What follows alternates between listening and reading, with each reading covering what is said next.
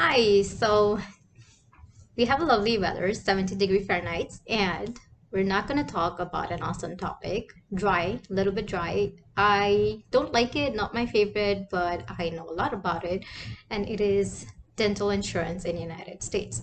So I'm going to break that into three types. You have your first type as your government, provided by the government, aided. So you have your Medicaid and your Medicare. Second, you have your private insurance, and third, you have your HMO. So with Medicaid, you have CHIP, that is Children Healthcare Insurance Program, and so those are the ones that insurance, the CHIP. That is provided through Medicaid is anyone who's under 21, and mostly it's free with less copays. Depending on the states, it could vary, but mainly, children are benefited from that. A very good program.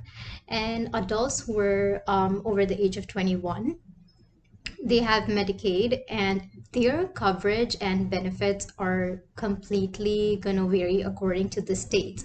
And when I say vary, it is very different from all of the states. And in my future videos, I would love to cover about the dental benefits covered in each state. It'll be very nice to break that down. Then you have your Medicare, which is for people over the age of 65, and so elderly, those having the dental benefits. So that is about the first type. The second type would be through private insurances, and that would be through Blue Cross Blue Shield. It could be Humana, United Concordia, it could be Delta Dental.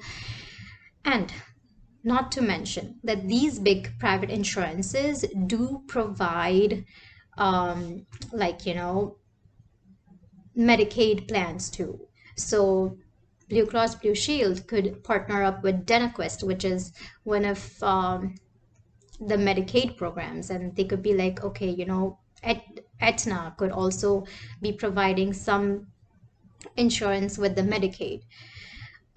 So that is how they're interlinked. And the third type would be HMO, and that is called a Healthcare Maintenance Organization. So for healthcare maintenance organization, the HMO, I think how it was started was the military group.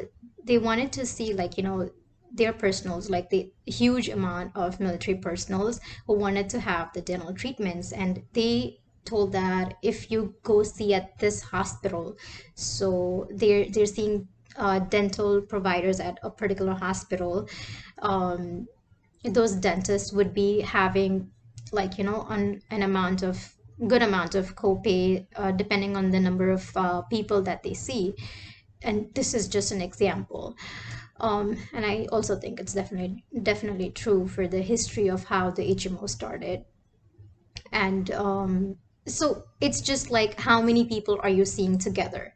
So the more people you see from that company, the more you get paid. If you're seeing less people, you'll get paid less. And suppose in that month you're just seeing two people, so guess what, you're going in a loss. The dental provider is going to go have a loss. If you're seeing 100 patients for that month, you're going to get profits.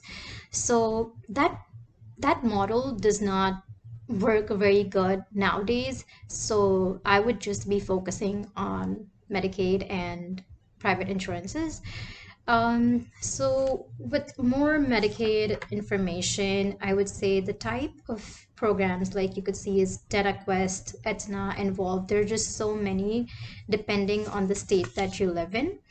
Medicaid is something for low income population, and you can definitely see your income range and pick up a plan. So it's not that you just have one plan for each state. Like, it's not going to be like that. You're going to have different plans for each state, and you can pick which one.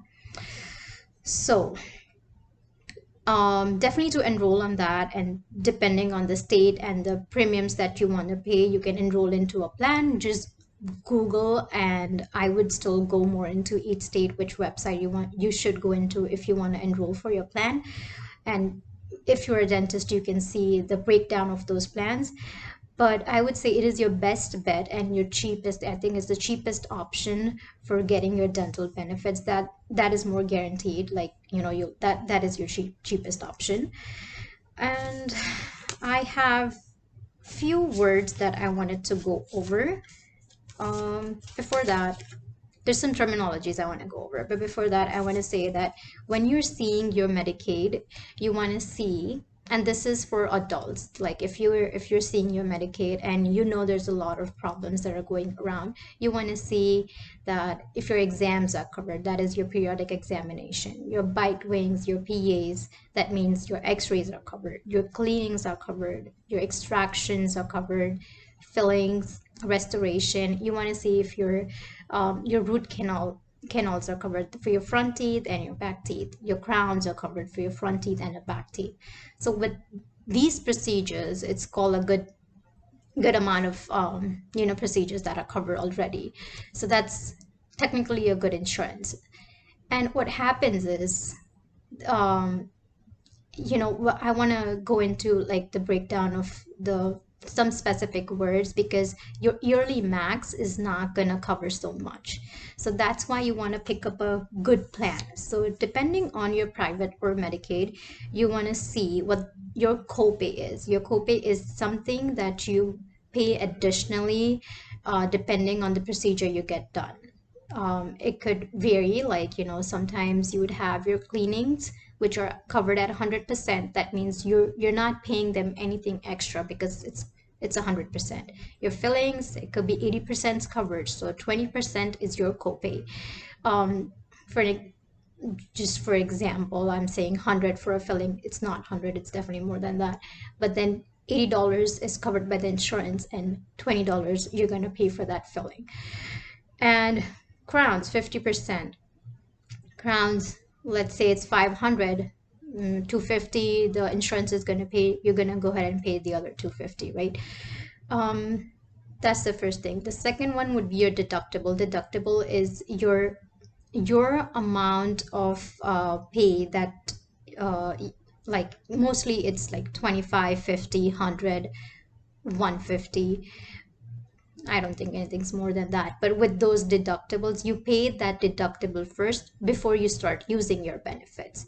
Okay. So even if you're getting your cleaning done, you still want to pay that $25 first before you can start with your benefits. So that's your deductible. And your monthly premium in Medicaid, it could vary, but whatever you're paying that premium to the company, you're still having a premium to pay because you're enrolled in that insurance plan. So you're going to pay them monthly, like it could be $8, $25, just depending on how low your plan is. So you're giving those monthly payments out. This is additional to the procedures done or not done, right? And the third thing would be, like I mentioned before, yearly max. How much is that insurance covering yearly? So is it gonna pay, how much dollar amount is it gonna cover? Is it gonna cover $1,000? Is it gonna cover $500? Is it gonna cover $2,500? Anything above that amount.